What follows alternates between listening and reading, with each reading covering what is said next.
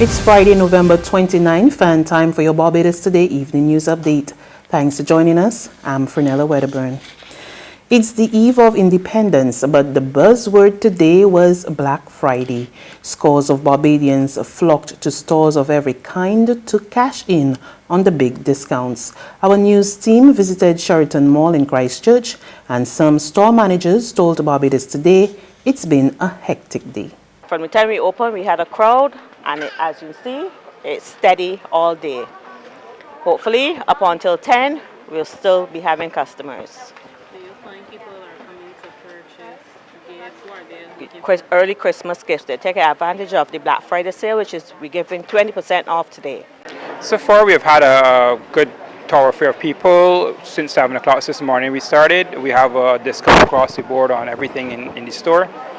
People have been responding very good about it, very positive. We've seen people coming in and out since 7 o'clock.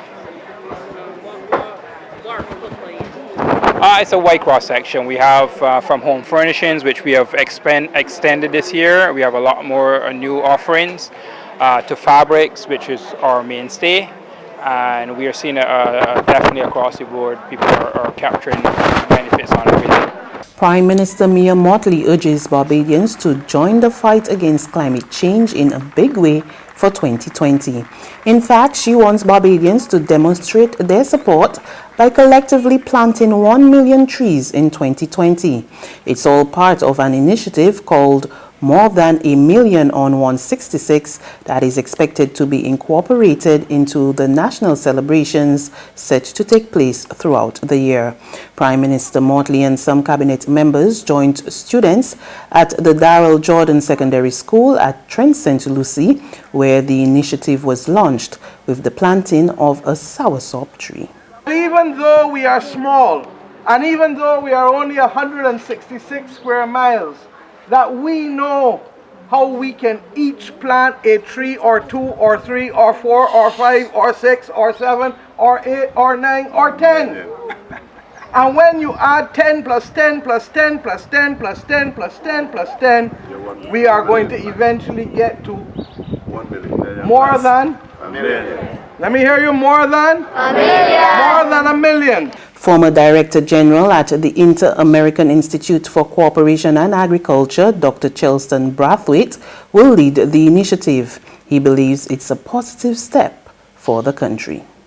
China's planting 2.8 billion trees. Russia's planting another 2 billion.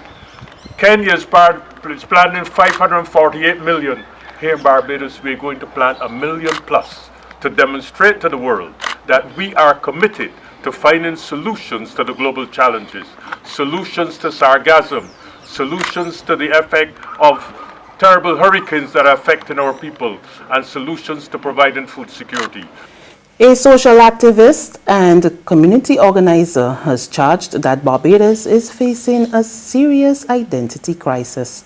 Former Cabinet Minister Hamilton Lashley made the comments today as he introduced the inaugural Hamilton-Lashley Human Development Foundation Trade Unions Hall of Fame inductees. The late great Walter Rodney once said, identity precedes participation. A lack of identity in Barbados is probably one of the main causes of why we have so much social indifference in our country. Because, of course, as Walter Rodney said, identity precedes participation. And when we look around Barbados and the Caribbean, we see a lot of mistaken identity. Former President of the Barbados Union of Teachers and former Education Minister Ronald Jones and former Democratic Labour Party candidate Eudin Whitaker were inducted into the Hall of Fame. There's regional and international news after this short break.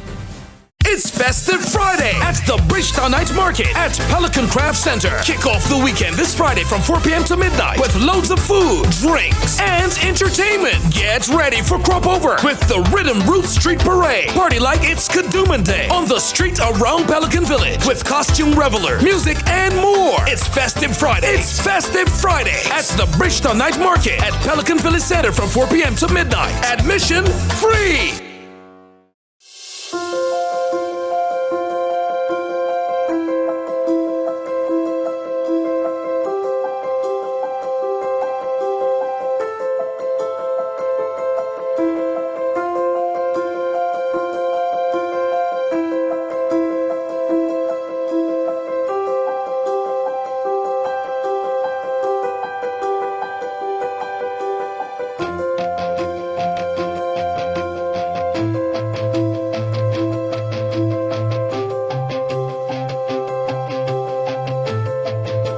Barbados Today, news you can trust. To regional news now, authorities in Jamaica are raising alarm about the growing number of influenza cases, even as the opposition claims there's a shortage of the flu vaccine. We get more in this report from Television Jamaica. At Thursday's press briefing by the Ministry of Health, it was announced that 25,000 flu vaccines were ordered. But opposition spokesman on health, Dr. Maurice Guy, says that's not enough. According to Dr. Guy, the ministry needs to do a proper assessment of what it has and what it needed. So the 25,000 units out there currently, or they have in stock, needs to go out as quickly as possible to all the health centers and public health facilities that they are destined for. And there's a continuous assessment to see what is the uptake or the take-up by the population. And secondly, do we need to expand the public relations component of it, or do we need, based on the take-up by the population, to order more? So Dr. Guy says this is a matter of urgency because persons should have started getting the flu vaccine from as early as August, ahead of the flu season, which started in October and can go as late as March or even April. On the international front, British police on Friday shot dead a man wearing a fake suicide vest who stabbed 2 people to death in London and wounded 3 more before being wrestled to the ground by bystanders in what the authorities called a terrorist attack. British Prime Minister Boris Johnson said the incident at London Bridge on Friday, where a knifeman went on a rampage stabbing several people before being shot dead by police, appeared to have been contained. Thoughts are first with the emergency services, with the police, the bravery that they showed in going towards danger as they do. I also want to pay tribute to the extraordinary bravery of those members of the public who physically intervened to protect the lives of others. And for me, they represent the very best of our country, and I thank them on behalf of all of our country. I think we're all very saddened also to learn that some people have been injured in this event, and our sympathies are very much with them and with their loved ones.